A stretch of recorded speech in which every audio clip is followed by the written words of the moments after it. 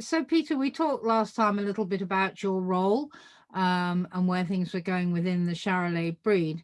I'd like to come back at you a little bit and ask you a bit more about the easy carving attributes of the Charolais. Talk me through those. Yeah, thanks, Sarah. I think we all look at the bull as the issue with carving, etc. But I think, when you're purchasing a bull, you should be looking at your own management, and you should be looking at what type of cows you've got.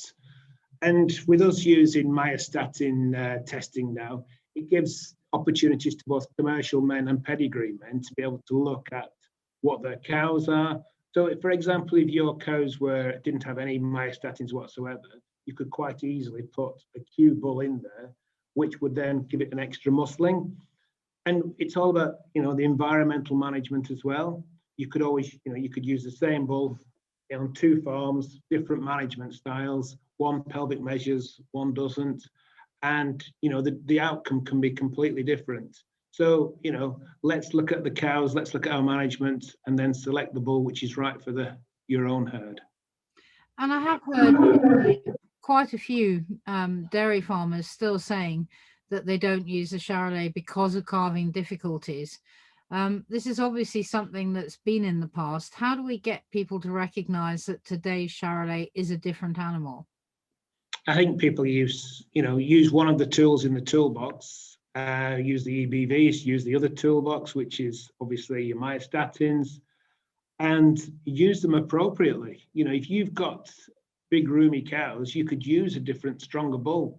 And there's no issues with that. I mean, you look at the prices, Charolais, time and time again, top the stall market, top the calf market.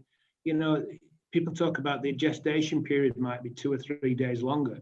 But at the end of the day, if you're getting £100 more for your calves, do you get £100 worth of milk in 3 days?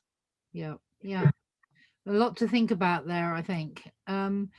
Now, let's just talk a little bit about some of the issues that you've got going on in the office at the moment. I think maybe you're struggling a little bit to get information in on time. Talk me through what's happening there. Yeah, thanks for that, Sarah. The issues we have are trying to get our DNA samples in time. With Brexit, we now have to go through customs, which can take up to 2 to 3 weeks. The process for testing can take up to 4 to 5 weeks because obviously they're restricted on staff with the COVID. Weatherby's do a fantastic job and will bend over backwards for us. And I would,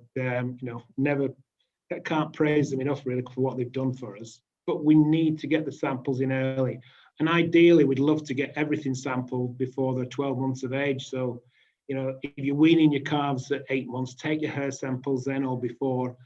If there are any issues, we can iron them out before the sale, because there's nothing worse for me to be able to tell a member that he can't go to a sale because the DNA sample's wrong. And is that your big issue at the moment, is it? It is, especially with all the new legislation coming through regarding Brexit. We've had challenges, as have other societies as well. I'm sure, and it's certainly not easy dealing in this current marketplace. All right, well, thank you, Peter. Thank you for adding that. And good luck with the rest of this year. Let's hope we're soon out at shows and sales. Great, Sarah. Thank you very much. And just like to thank all the other members and farmers who've done the interviews as well. They've been terrific. They've been great listening to. And so thank you. And thank you again, Sarah.